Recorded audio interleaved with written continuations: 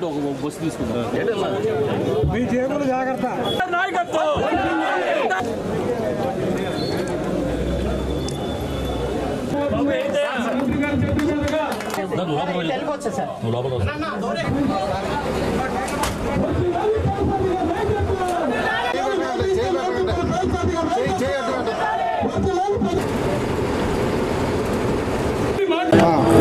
ఈరోజు నూజివీడు నుండి బెంగళూరు వెళ్ళే ప్రయాణికుల సౌకర్యార్థం 2 డీలక్స్ సర్వీసులు ప్రారంభించినందుకు, సూపర్ డీలక్స్ సర్వీసులు ప్రారంభించినందుకు నేను ఆర్టీసీ యాజమాన్యాన్ని అభినందిస్తున్నాను.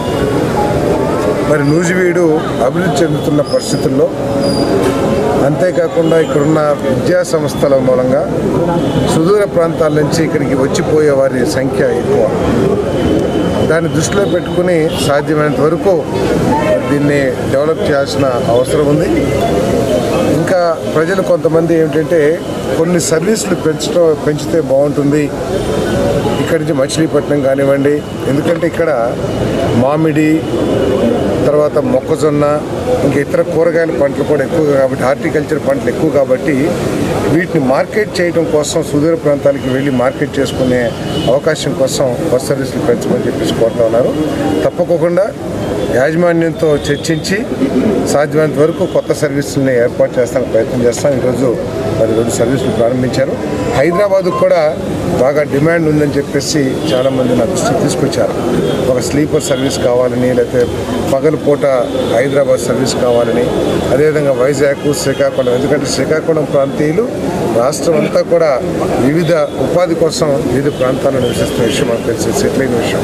సో కాబట్టి వాళ్ళందరూ దృష్టిలో పెట్టుకుని ఇంకా సర్వీసులు పెంచడానికి ప్రయత్నం చేస్తాం. అదేవిధంగా ప్రయాణికుల సౌకర్యార్థం డిపోలో ప్రయాణికులకి మెరుగైన సౌకర్యాల కోసం ఏమేమి కావాలో వాటిని డిపో మేనేజర్తో చర్చించి కావాల్సినవి చేస్తామని చెప్పేసుకొని నేను మాట్లాడుతాను. హైదరాబాద్ కూడా ఇప్పుడు కావాలని డిమాండ్ అయితే ఉంది. మార్కెట్ సర్వే చేసి నిజంగా సర్వీసులు కావాల్సి వస్తే తప్పకుండా సర్వీసులు ఏర్పాటు చేస్తానికి ప్రయత్నం చేస్తాం.